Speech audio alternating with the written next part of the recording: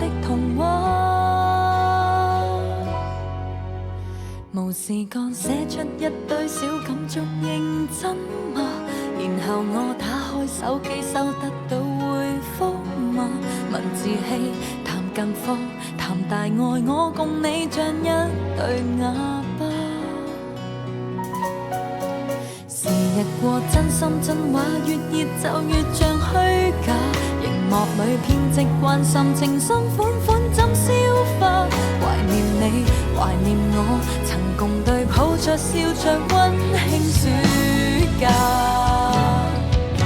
如愛就愛吧，30幾以後誰又留戀逝去落下？都總有事情來讓幸福見識休假。長篇美事，一天一些變化，純屬情話還是廢話？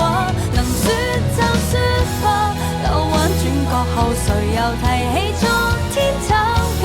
越說越差，真的很怕，如何又順6歲聽過的童話？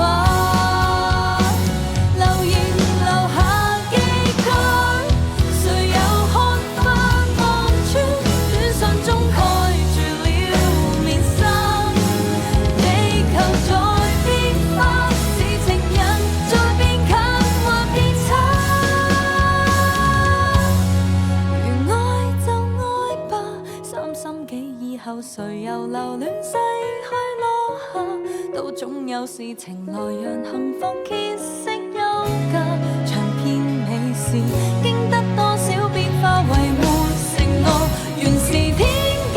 想愛就說吧，兜彎轉角後誰亦曾經受傷驚怕，踏錯行差。